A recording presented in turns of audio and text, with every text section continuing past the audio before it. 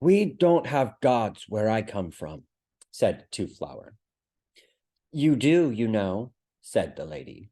Everyone has gods. You just don't think they're gods. Rincewind shook himself mentally. Look, he said, I don't want to sound impatient, but in a few minutes some people are going to come through that door and take us away and kill us. Yes, said the lady. I suppose you wouldn't tell us why, said Two Flower. Yes, said the lady. The Crulians intend to launch a bronze vessel over the edge of the disk. Their prime purpose is to learn the sex of Atuan, the world turtle. Seems rather pointless, said Rincewind. No, consider. One day, great Atuan may encounter another member of the species, Chelis galactica, somewhere in the vast night in which we move. Will they fight? Will they mate?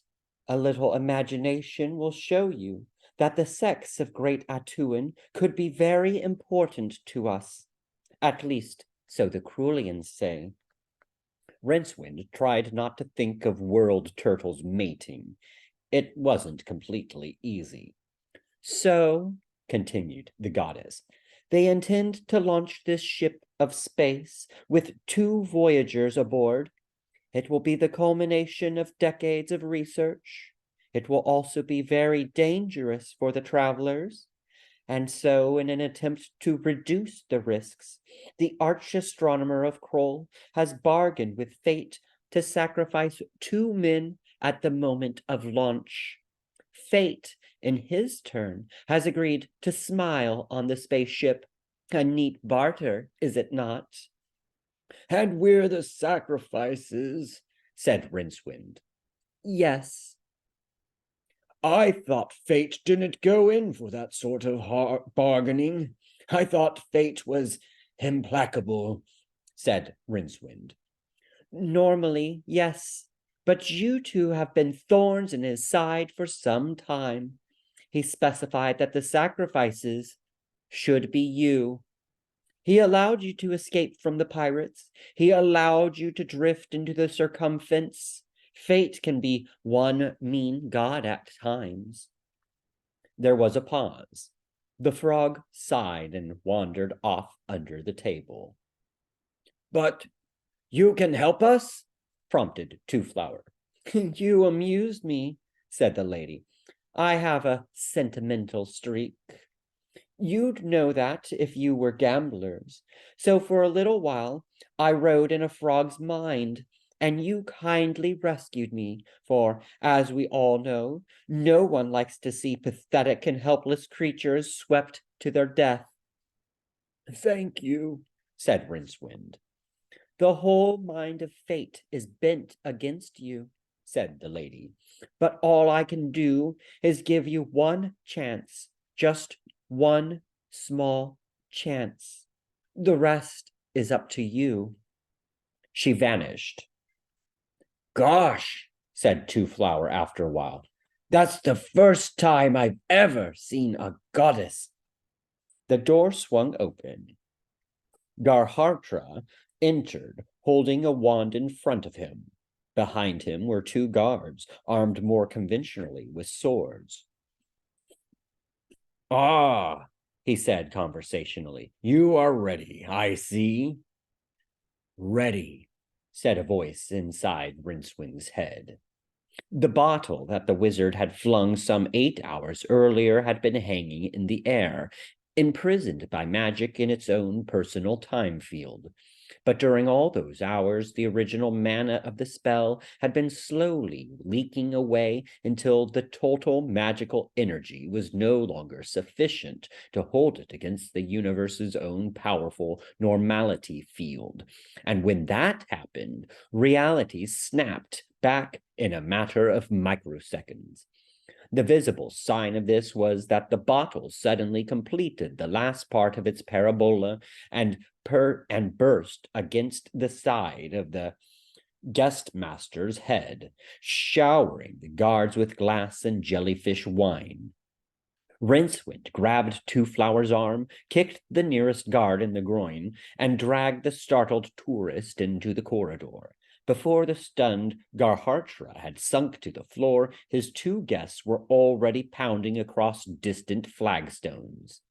Rincewind skidded around a corner and found himself on a balcony that ran around the four sides of a courtyard. Below them, most of the floor of the yard was taken up by an ornamental pond in which a few terrapins sunbathed among the lily leaves. And ahead of Rincewind were a couple of very surprised wizards wearing the distinctive dark blue and black robes of trained hydrophobes. One of them, quicker on the uptake than his companion, raised a hand and began the first words of a spell. There was a short, sharp noise by Rincewind's side. Two Flower had spat. The hydrophobe screamed and dropped his hand as though it had been stung. The other one didn't have time to move before Rincewind was on him, fists swinging wildly. One stiff punch with the weight of terror behind it sent the man tumbling over the balcony rail and into the pond, which did a very strange thing. The water smacked aside as though a large invisible balloon had been dropped into it, and the hydrophobe hung screaming in his own revulsion field. Two Flower watched him in amazement until Rincewind snatched at his shoulder and indicated a likely-looking passage. They hurried down it, leaving the remaining hydrophobe writhing on the floor and snatching at his damp hand. For a while, there was some shouting behind them, but they scuttled along across corridor and another courtyard and soon left the sounds of pursuit behind. Finally, Rincewind picked a safe-looking door, peered around it, found the room beyond to be unoccupied, dragged Two Flower inside, and slammed it behind him. Then he leaned against it, wheezing horribly.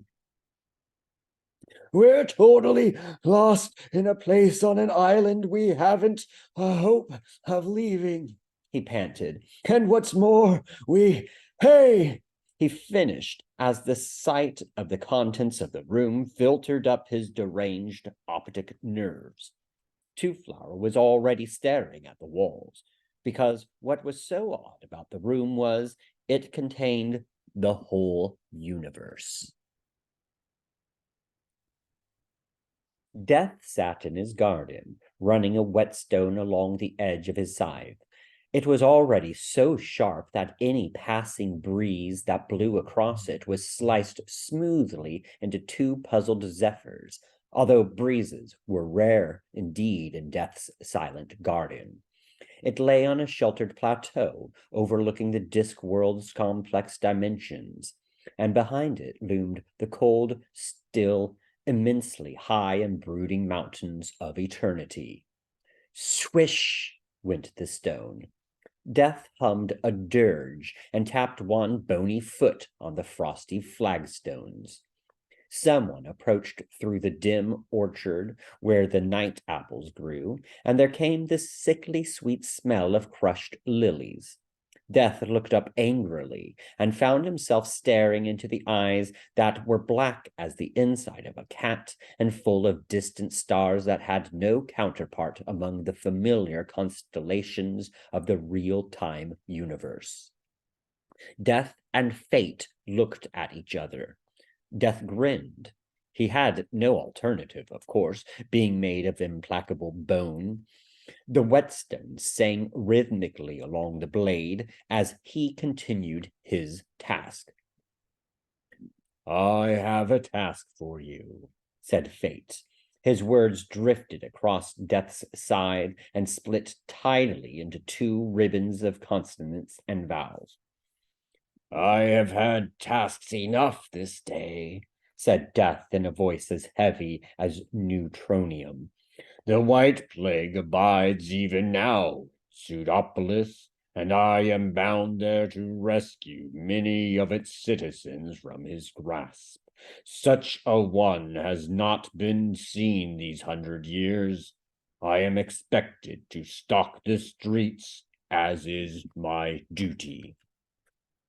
"I refer to the matter of the little wanderer and the rogue wizard," said Fate softly, seating himself beside Death's black-robed form and staring down at the distant, multifaceted jewel which was the Disc universe as seen from this extra-dimensional vantage point.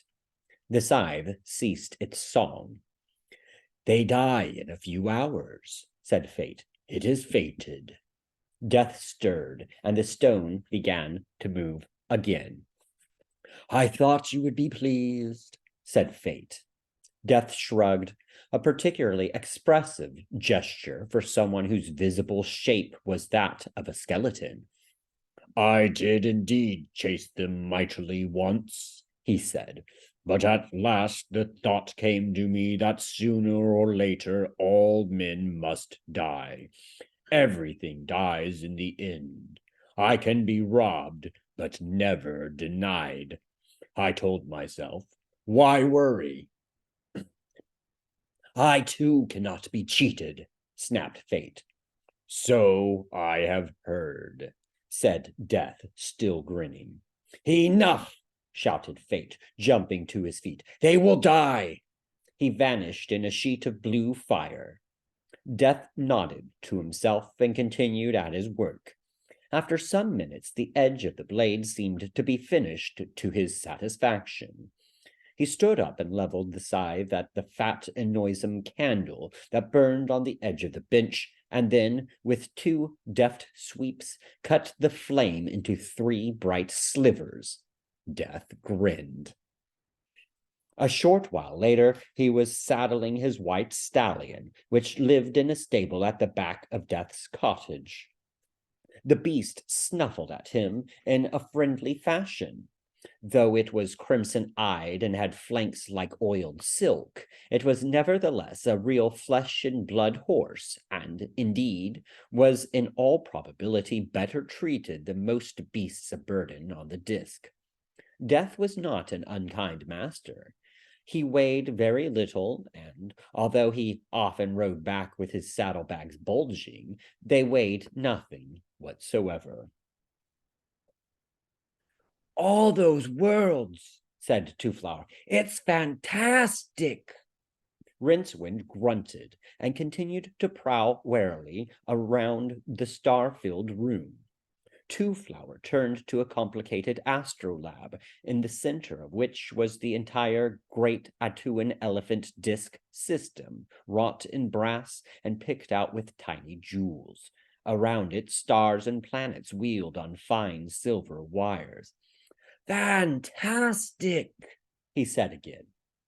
On the walls around him, constellations made of tiny phosphorescent seed pearls had been picked out on vast tapestries made of jet-black velvet, giving the room's occupants the impression of floating in the interstellar gulf.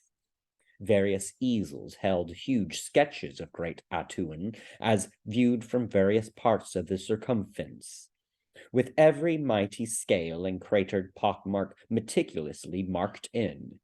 Two-Flower stared about him, with a faraway look in his eyes. Rincewind was deeply troubled. What troubled him most of all were the 2 suits that hung from supports in the center of the room. He circled them uneasily.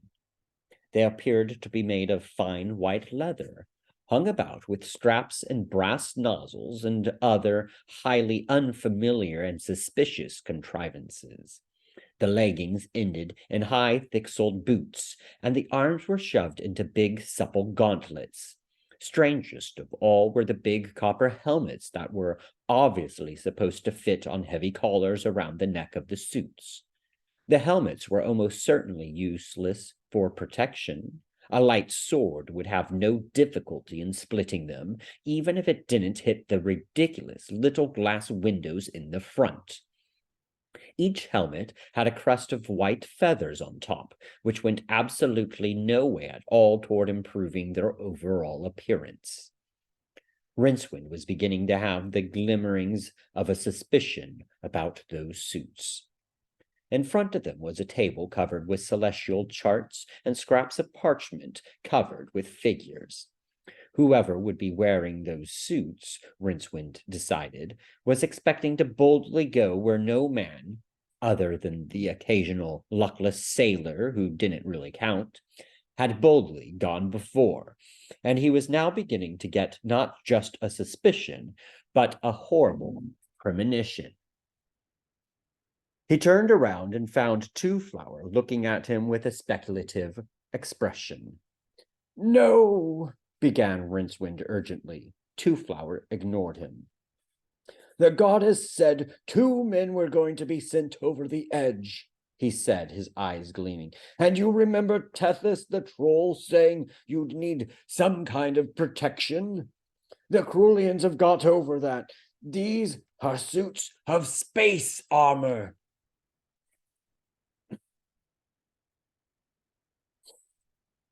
"They don't look very roomy to me," said Rincewind hurriedly, and grabbed the tourist by the arm. "So if you just come on, no sense in staying here." "Why must you always panic?" asked Two Flower petulantly. "Because the whole of my future life just flashed in front of my eyes, and it didn't take very long. And if you don't move now, I'm going to leave without you, because any second now you're going to suggest that we put on..." The door opened. 2 husky young men stepped into the room. All they were wearing was a pair of woolen pants apiece. One of them was still toweling himself briskly. They both nodded at the 2 escapees with no apparent surprise. The taller of the 2 men sat down on one of the benches in front of the seats. He beckoned to Rincewind and said, "Tie your etel besuten gratumunen." And this was awkward, because although Rincewind considered himself an expert in most of the tongues of the western segments of the disc, it was the first time that he had ever been addressed in Crulian, and he did not understand one word of it. Neither did Two Flower, but that did not stop him stepping forward and taking a breath. The speed of light through a magical aura, such as the one that surrounded the disc, was quite slow, being not much faster than the speed of sound in less highly tuned universes. But it was still the fastest thing around, with the exception, in moments like this, of Rincewind's mind.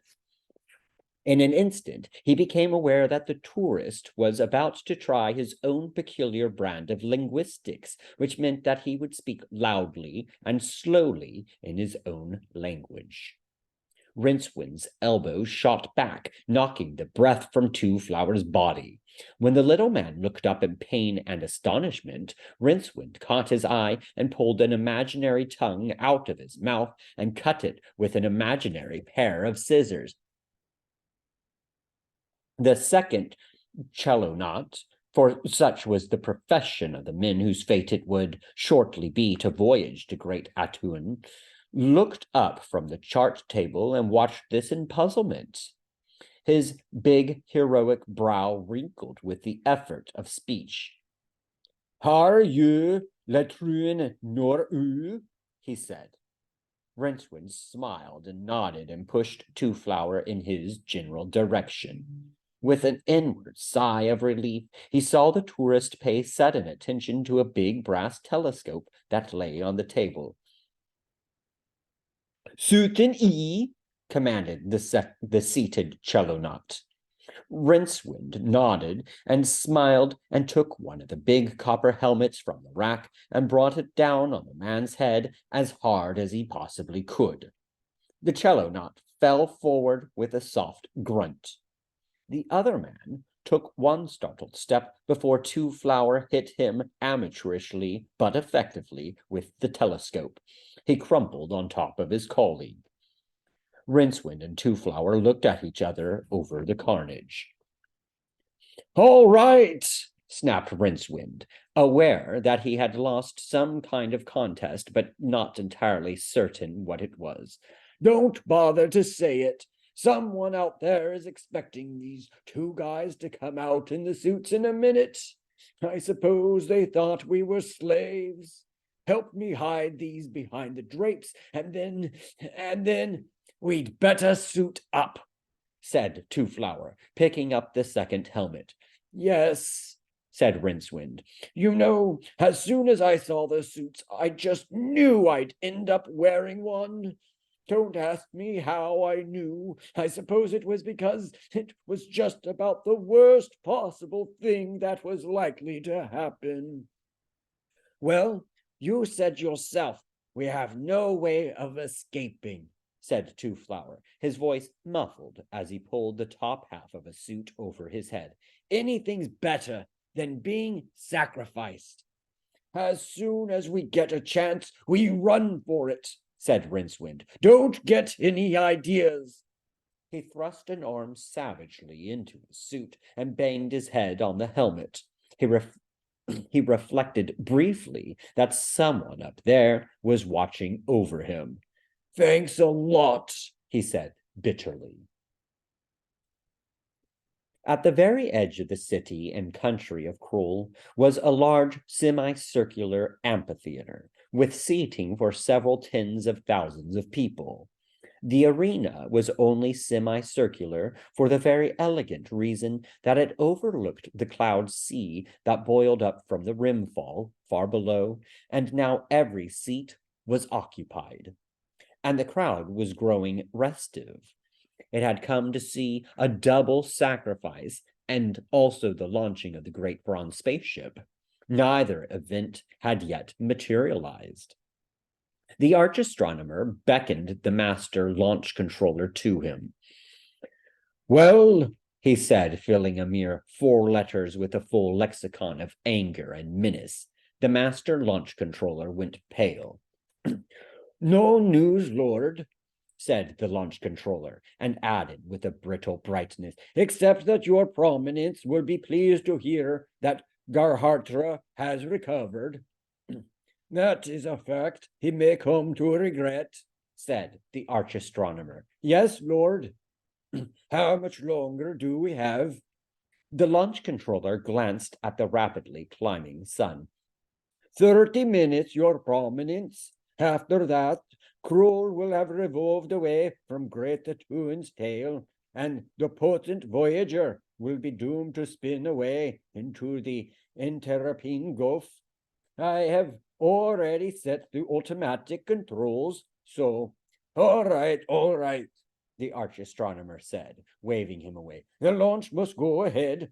Maintain the watch of the harbor, and, of course, when the wretched pair are caught, I will personally take a great deal of pleasure in executing them myself. Yes, Lord, the arch-astronomer frowned. What else have you got to say, man? The launch controller swallowed. All this was very unfair on him. He was a practical magician rather than a diplomat, and that was why some wiser brains had seen to it that he would be the one to pass on the news. A monster has come out of the sea, and it's attacking the ships in the harbor, he said. A runner just arrived from there. A big monster, said the arch-astronomer. Not particularly, although it is said to be exceptionally fierce, Lord. The ruler of Krull and the circumference considered this for a moment, then shrugged. The sea is full of monsters, he said. It is one of its prime attributes. Have it dealt with, and Master Launch Controller, Lord, if I am further vexed, you will recall that 2 people are due to be sacrificed. I may feel generous and increase the number. Yes, Lord. The master launch controller scuttled away, relieved to be out of the autocrat's sight. The potent Voyager, no longer the blank bronze shell that had been smashed from the mold a few days earlier, rested in its cradle on top of a wooden tower in the center of the arena. In front of it, a railway ran down toward the edge, where for the space of a few yards, it turned suddenly upward.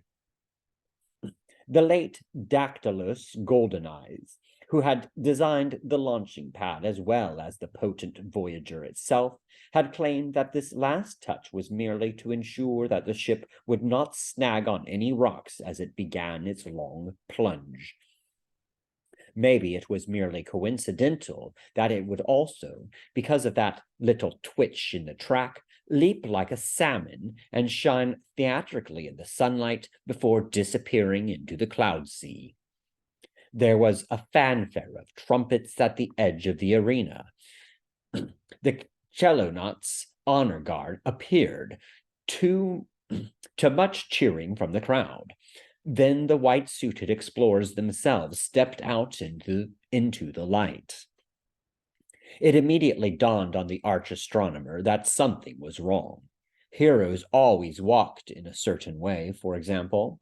They certainly didn't waddle, and one of the Chelonauts was definitely waddling.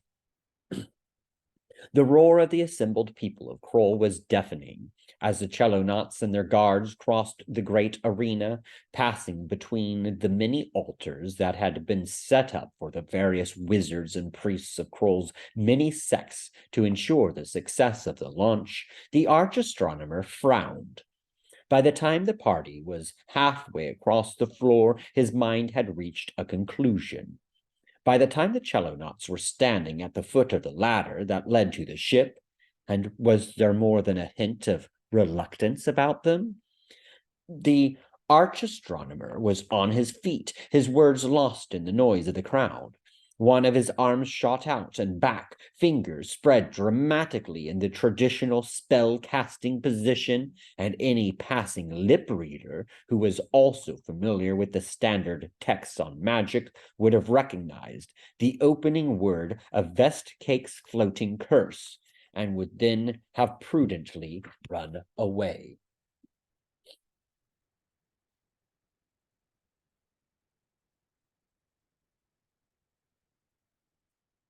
Its final words remained unsaid, however.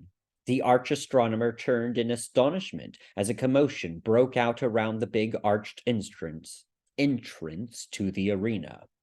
Guards were running out into the daylight, throwing down their weapons as they scuttled along the altars or vaulted the parapets into the stands. Something emerged behind them, and the crowd around the entrance ceased its raucous cheering and began a silent, determined scramble to get out of the way. The something was a low dome of seaweed, moving slowly but with a sinister sense of purpose. One guard overcame his horror sufficiently to stand in its path and hurl his spear, which landed squarely among the weeds. The crowd cheered, then went deathly silent as the dome surged forward and engulfed the man completely.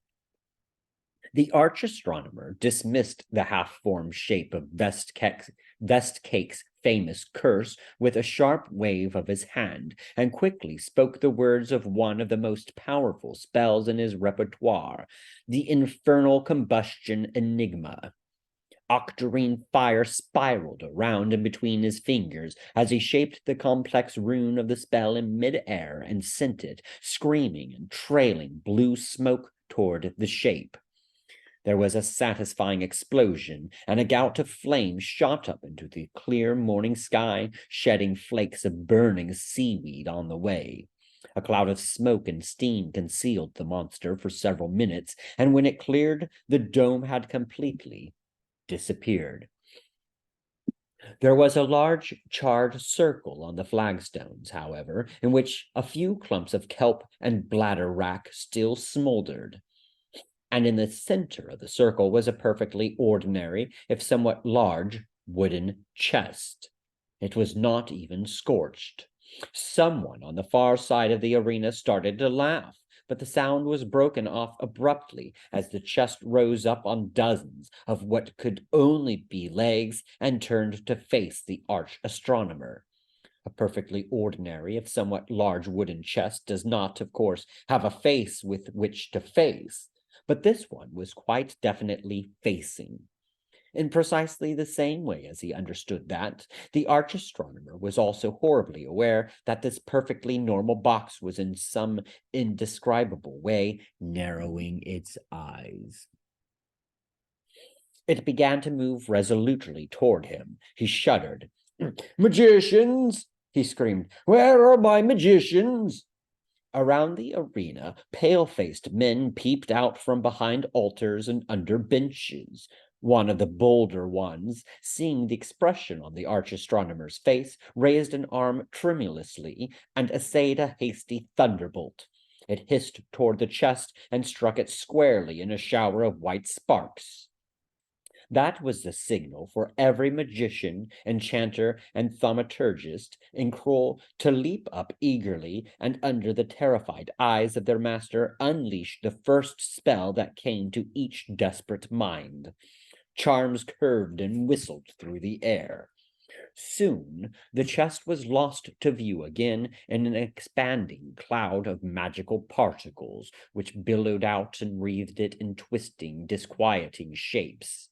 Spell after spell screamed into the melee. Flame and lightning bolts of all 8 colors stabbed out brightly from the seething thing that now occupied the space where the box had been. Not since the Mage Wars had so much magic been concentrated on one small area. The air itself wavered and glittered.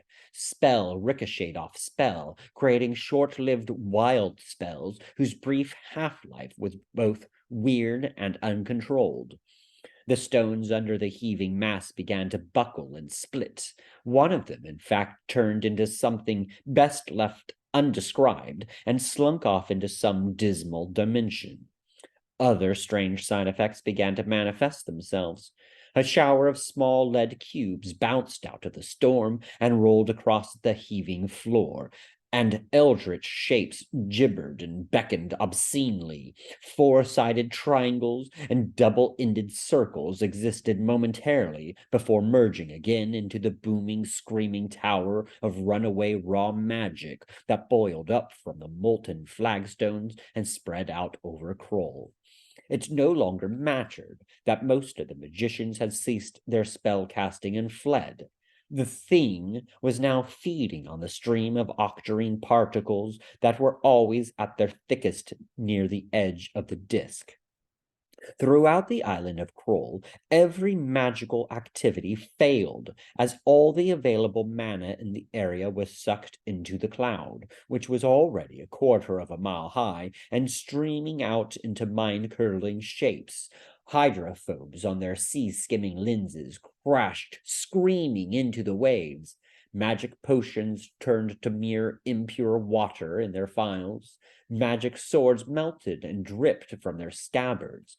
But none of this in any way prevented the thing at the base of the cloud, now gleaming mirror bright in the intensity of the power storm around it, from moving at a steady walking pace toward the arch-astronomer. Rincewind and Twoflower watched in awe from the shelter of potent Voyager's launch tower. The honor party had long since vanished, leaving their weapons scattered behind them. "Well," said Twoflower at last, "there goes the luggage." "Ah," he sighed. "Don't you believe it," said Rincewind. "Sapient pearwood is totally impervious to all known forms of magic. It's been constructed to follow you anywhere. I mean, when you die, if you go to heaven, you'll at least have a clean pair of socks in the afterlife. But I don't want to die yet, so let's just get going, shall we?" "Where?" said Twoflower. Rincewind picked up a crossbow and a handful of quarrels. "Anywhere that isn't here," he said. "What about the luggage?" "Don't worry. When the storm has used up all the free magic in the vicinity, it'll just die out." In fact, that was already beginning to happen. The billowing cloud was still flowing up from the area, but now it had a tenuous, harmless look about it. Even as Twoflower stared, it began to flicker uncertainly. Soon it was a pale ghost. The luggage was now visible as a squat shape among the almost invisible flames. Around it, the rapidly cooling stones began to crack and buckle. Two-Flower called softly to his luggage. It stopped its stolid progression across the tortured flags and appeared to be listening intently. Then, moving its dozens of feet in an intricate pattern, it turned on its length and headed toward the potent Voyager. Rincewind watched it sourly. The luggage had an elemental nature, absolutely no brain, a homicidal attitude toward anything that threatened its master, and he wasn't quite sure that its inside occupied the same space-time framework as its outside. "Not a mark on it," said Two-Flower cheerfully, as the box settled down in front of him. He pushed open the lid. "This is a fine time to change your underwear," snarled Rincewind. "In a minute, all those guards and priests are going to come back. They're going to be upset, man." "Water," murmured Two-Flower. "The whole box is full of water." Rincewind peered over his shoulder. There was no sign of clothes, money bags, or any other of the tourists' belongings. The whole box was full of water. A wave sprang up from nowhere and lapped over the edge. It hit the flagstones, but instead of spreading out, began to take the shape of a foot. Another foot, and the bottom half of a pair of legs followed as more water streamed down as if filling an invisible mold. A moment later, Tethys, the sea troll, was standing in front of them, blinking. "I see," he said at last. "You two. I suppose I shouldn't be surprised." He looked around, ignoring their astonished expressions. "I was just sitting outside my hut, watching the sunset, when this thing came roaring up out of the water and swallowed me," he said. "I thought it was rather strange. Where is this place?" "Troll," said Rincewind. He stared hard at the now closed luggage, which was managing to project a smug expression. Swallowing people was something it did quite frequently, but always when the lid was next opened, there was nothing inside it but Two-Flower's laundry. Savagely, he wrenched the lid up. There was nothing inside but Two-Flower's laundry. It was perfectly dry. "Well, well," said Tethys. He looked up. "Hey," he said, "isn't this the ship they're going to send over the edge? It is, isn't it? It must be." An arrow zipped through his chest, leaving a faint ripple. He didn't appear to notice. Rincewind did. Soldiers were beginning to appear at the edge of the arena, and a number of them were peering around the entrances. Another arrow bounced off the tower behind Two-Flower. At this range, the bolts did not have a lot of force, but it would only be a matter of time. "Quick," said Two-Flower, "into the ship! They won't dare fire at that." "I knew you were going to suggest that," groaned Rincewind. "I just knew it." He aimed a kick at the luggage. It backed off a few inches and opened its lid threateningly. A spear arced out of the sky and trembled to a halt in the woodwork by the wizard's ear. He screamed briefly and scrambled up the ladder after the others. Arrows whistled around them as they came out onto the narrow catwalk that led along the spine of the potent Voyager. Two-Flower led the way, jogging along with what Rincewind considered to be too much suppressed excitement. Atop the center of the ship was a large round bronze hatch with hasps around it. The troll and the tourist knelt down and started to work on them. In the heart of the potent Voyager, fine sand had been trickling into a carefully designed cup for several hours. Now the cup was filled by exactly the right amount to dip down and upset a carefully balanced weight. The weight swung away, pulling a pin from an intricate little mechanism. A chain began to move. There was a clunk. "What was that?" said Rincewind urgently. He looked down. The hail of arrows had stopped. The crowd of priests and soldiers were standing motionless, staring intently at the ship. A small, worried man elbowed his way through them and started to shout something. "What was that?" said Two-Flower, busy with a wingnut. "I thought I heard something," said Rincewind. "Look," he said, "we'll threaten to damage the thing if they don't let us go, right? That's all we're going to do, right?" "Yeah," said Two-Flower vaguely. He sat back on his heels. "That's it," he said. "It ought to lift off now." Several muscular men were swarming up the ladder to the ship. Rincewind recognized the two chelonauts among them. They were carrying swords. He began. The ship lurched. Then, with infinite slowness, it began to move along the rails. In that moment of black horror, Rincewind saw that Two-Flower and the troll had managed to pull the hatch up. A metal ladder inside led into the cabin below. The troll disappeared. "We've got to get off," whispered Rincewind. Two-Flower looked at him, a strange mad smile on his face. "Stars," said the tourist. "Worlds. The whole damn sky full of worlds. Places no one will ever see except me." He stepped through the hatchway. "You're totally mad," said Rincewind hoarsely, trying to keep his balance as the ship began to speed up. He turned as one of the chelonauts tried to leap the gap between the Voyager and the tower, landed on the curving flank of the ship, scrabbled for an instant for purchase, failed to find any, and dropped away with a shriek. The Voyager was traveling quite fast now. Rincewind could see past Two-Flower's head to the sunlit cloud sea and the impossible Rimbo, floating tantalizingly beyond it, beckoning fools to venture too far. He also saw a gang of men climbing desperately over the lower slopes of the launching ramp and manhandling a large bulk of timber onto the track in a frantic attempt to derail the ship before it vanished over the edge. The wheels slammed into it, but the only effect was to make the ship rock.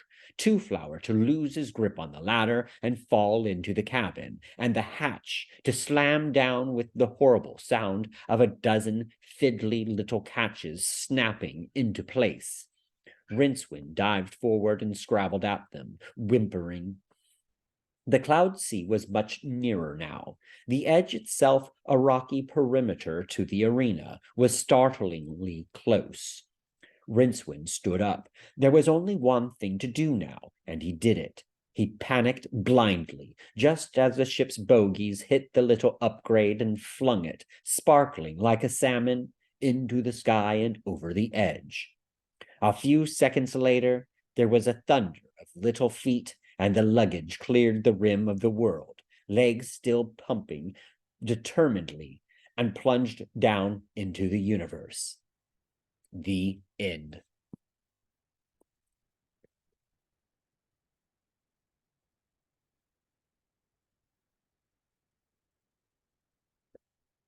Rincewind woke up and shivered. He was freezing cold. So this is it, he thought. When you die, you go to a cold, damp, misty, freezing place. Hades, where the mournful spirits of the dead troop forever across the sorrowful marshes, corpse lights flickering fitfully in the encircling. Hang on a minute. Surely Hades wasn't this uncomfortable. And he was very uncomfortable indeed. His back ached where a branch was pressing into it. His legs and arms hurt where the twigs had lacerated them, and, judging by the way his head was feeling, something hard had recently hit it. If this was Hades, it sure was hell. Hang on a minute. Tree. He concentrated on the word that floated up from his mind, although the buzzing in his ears and the flashing lights in front of his eyes made this an unexpected achievement. Tree. Wooden thing. That was it. Branches and twigs and things. And Rincewind lying in it. Tree. Dripping wet. Cold white cloud all around. Underneath, too. Now, that was odd. He was alive and lying covered in bruises in a small thorn tree that was growing in a crevice in a rock that projected out from the foaming white wall that was the rimfall. The realization hit him in much the same way as an icy hammer. He shuddered. The tree gave a waning creak. Something blue and blurred shot past him, dipped briefly into the thundering waters, and whirred back and settled on a branch near Rincewind's head. It was a small bird with a tuft of blue and green feathers. It swallowed the little silver fish that it had snatched from the fall and eyed him curiously. Rincewind became aware that there were lots of similar birds around. They hovered, darted, and swooped easily across the face of the water, and every so often one would raise an extra plume of spray as it stole another doomed morsel from the waterfall. Several of them were perching in the tree. They were as iridescent as jewels.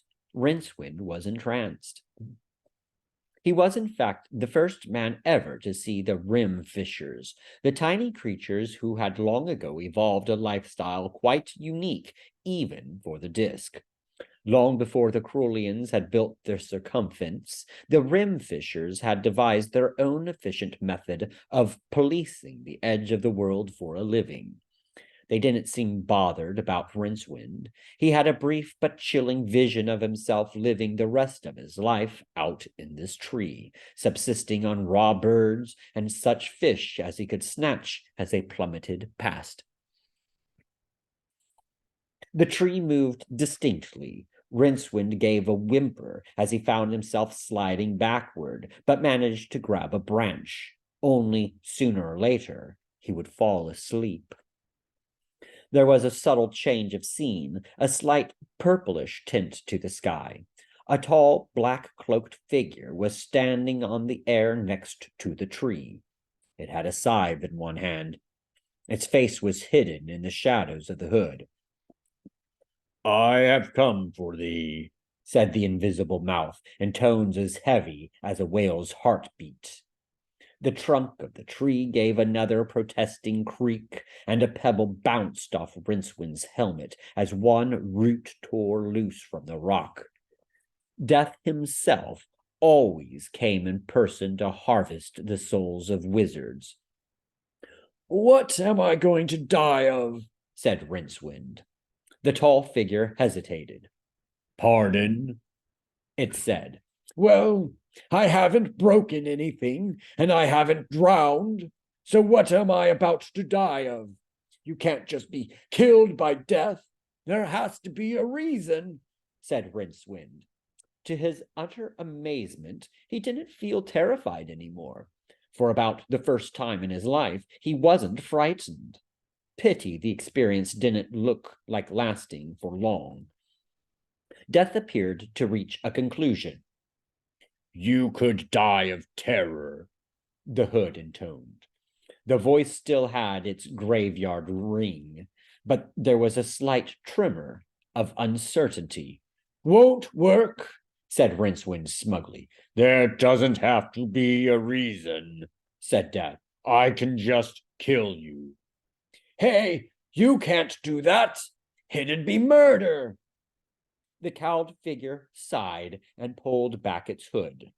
Instead of the grinning death's head that Rincewind had been expecting, he found himself looking up into the pale and slightly transparent face of a rather worried demon of sorts. I'm making rather a mess of this, aren't I? It said wearily. You're not Death. Who are you? Cried Rincewind. Scrofula. Scrofula! Death couldn't come, said the demon wretchedly. There's a big plague on in Pseudopolis. He had to go and stalk the streets, so he sent me. No one dies of scrofula. I've got rights. I'm a wizard. All right, all right. This was going to be my big chance, said Scrofula. But look at it this way. If I hit you with this scythe, you'll be just as dead as you would be if Death had done it. Who'd know? I'd know, snapped Rincewind. You wouldn't. You'd be dead, said Scrofula logically. Piss off, said Rincewind. That's all very well, said the demon, hefting the scythe. But why not try to see things from my point of view? This means a lot to me, and you've got to admit that your life isn't all that wonderful. Reincarnation can only be an improvement. His hand flew to his mouth, but Rincewind was already pointing a trembling finger at him. Reincarnation, he said excitedly. So it is true what the mystics say. I'm admitting nothing, said Scrofula testily. It was a slip of the tongue. Now, are you going to die willingly or not? No, said Rincewind. Please yourself, replied the demon. He raised the scythe. It whistled down in quite a professional way, but Rincewind wasn't there. He was, in fact, several meters below, and the distance was increasing all the time, because the branch had chosen that moment to snap and send him on his interrupted journey toward the interstellar gulf. Come back, screamed the demon. Rincewind didn't answer. He was lying belly down in the rushing air, staring down into the clouds that even now were thinning. They vanished. Below, the whole universe twinkled at Rincewind. There was Great Atuan, huge and ponderous and pocked with craters. There was the little disk moon. There was a distant gleam that could only be the potent Voyager. And there were all the stars, looking remarkably like powdered diamonds spilled on black velvet, the stars that lured and ultimately called the boldest toward them. The whole of creation was waiting for Rincewind to drop in. He did so. There didn't seem to be any alternative.